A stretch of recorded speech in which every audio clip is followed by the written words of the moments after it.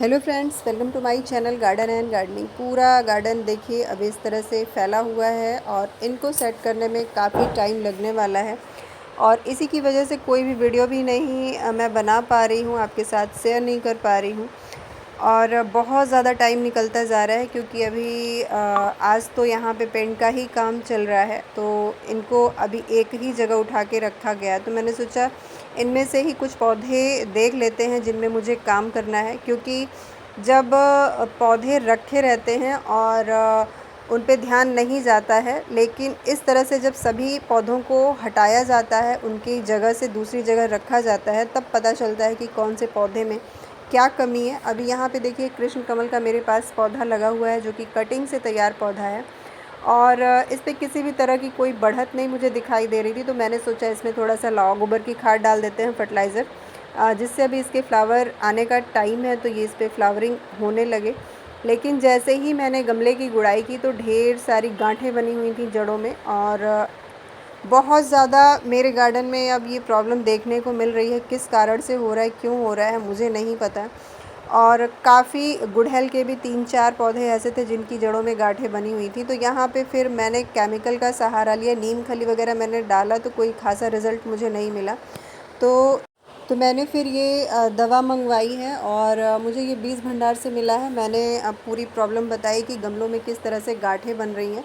तो वहाँ मुझे बताया गया कि हर एक तरीके के अगर कीड़े मकोड़े कुछ भी गमलों में आपके हैं, फंगस वगैरह कुछ भी लगा हुआ है या इस तरह से गांठें बन रही हैं, तो ये काफ़ी असर करेगा। फ्यूराडान के नाम से है ये।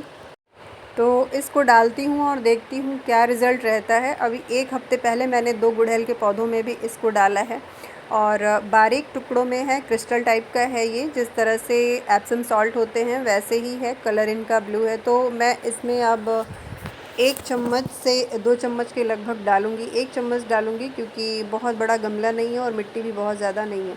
और सबसे ज़रूरी बात ये होती है कि जब भी हमारे किसी गमले में इस तरह के गांठें बन रही हैं जड़ों में, तो उस मिट्टी को और दूसरी मिट्टी में ना मिलाया जाए। कहीं ना कहीं मुझसे ये गलती हुई है, तभी धीरे धीरे मुझे लग रहा है मेरे और पौधों में फैलते जा रहे हैं ये। तो मैंने मिट्टी निकाल के अलग जगह रख लिया है और इसको कहीं गार्डन से दूर मैं फेंक दूँगी। थोड़ा सा गोबर की खाद भी मिलाया है मैंने और नीम की खली और फ्यूराडान करके जो मैं लेके आई हूँ दवा, वो दवा मैंने मिलाया है। अच्छी तरीके से इसको मिला देना है ऊपर से नीचे तक। और जो एक्स्ट्रा जड़ें थी इनकी, जिनमें बहुत ज़्यादा गांठें बनी हुई थी, उनको मैंने निकाल के अलग कर लिया है और उसको मैं हटा दूँगी गार्डन से। तो जैसे ही पूरा गार्डन मेरा पौधे एक जगह इकट्ठा हो गए तो काफ़ी काम मुझे दिखने लगा और मैंने देखिए कुछ मेरे जो भी कैक्टस के प्लांट हैं उनको भी मैं आज रिपोर्ट कर रही हूँ। जो सेब जिनका बिगड़ गया है या जिनके पॉट छोटे हो गए हैं उनको शिफ्ट करूँगी। तो थोड़ी सी रेतीली मिट्टी हमें यूज़ करनी होती है कैक्टस के प्लांट में, क्योंकि बहुत ज़्यादा पानी नहीं चाहिए। अगर ज़्यादा पानी हो जाता है तो जड़ें इनकी सड़ने लगती हैं, गलने लगती हैं।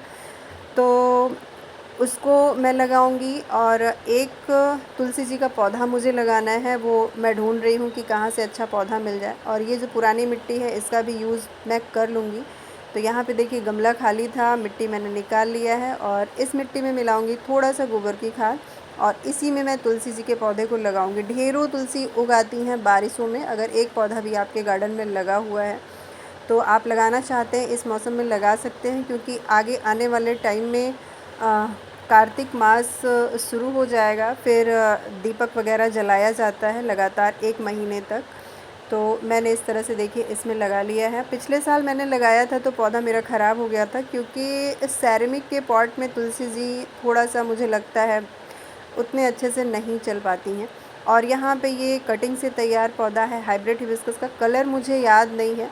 तो ये पौधा बहुत अच्छे से ये भी नहीं बढ़ रहा है। इसके साथ 2 कटिंग मैंने और लगाई थी, वो दोनों कटिंग मेरी ख़राब हो गई, सिर्फ ये बचा है। तो इसमें मैं थोड़ा सा नीम की खली दूँगी और किसी तरह का फर्टिलाइज़र नहीं, सिर्फ नीम खली लगभग 1 चम्मच के लगभग दे दूँगी। इससे पौधे में अच्छी बढ़त भी होगी और कोई फंगस वगैरह भी नहीं लगेगा।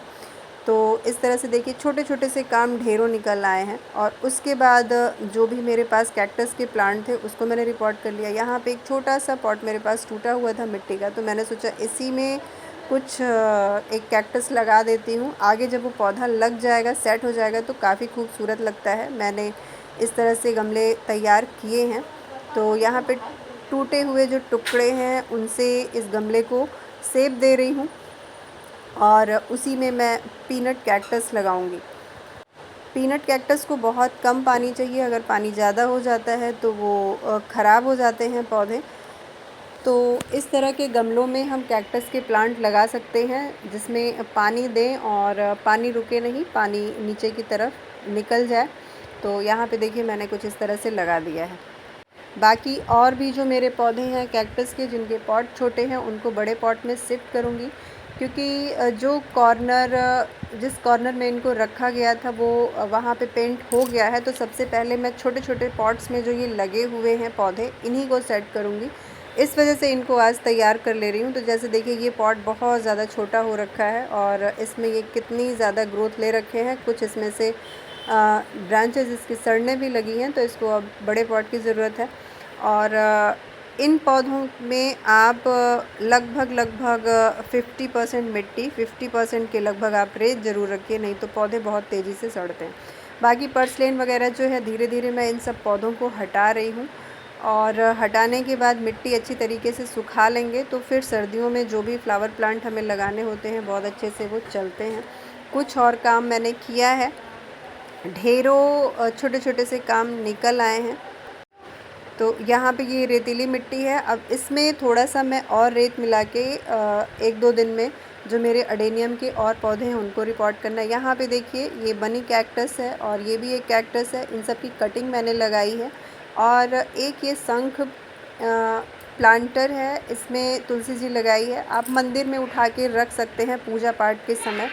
और यहाँ भी छोटे छोटे, और ये देखिए ये जो पॉट में मैंने तुलसी जी के 2 पौधे लगा दिए हैं, काफ़ी घना दिख रहा है ये पौधा। और यहाँ पे एक सिंगोनियम बहुत छोटे से पॉट में था, इसी शंख वाले पॉट में था, तो उसको हटाया और ये तैयार होने के बाद कुछ इस तरह से लग रहा है। तो आज ये कुछ छोटे से काम मैंने निपटाए हैं। और कृष्ण कमल को देखिए मैंने कुछ इस तरह से सपोर्ट दिया है। वाइपर टूट चुका था तो मैंने उसी पे बांध दिया है इसको। और यहाँ पे एक स्थलपदा का कटिंग से तैयार हुआ पौधा था, उसको भी मैंने रिपोर्ट कर दिया। और यहाँ पे 2 कैक्टस एक ही पॉट में लगा दिए हैं। मिट्टी के पॉट में कैक्टस बहुत अच्छे से चलते हैं। और इस एरिया में आप देख सकते हैं जहाँ पे मेरे सभी इंडोर प्लांट्स रखे हुए थे, वहाँ पे अभी पेंट का काम चल रहा है।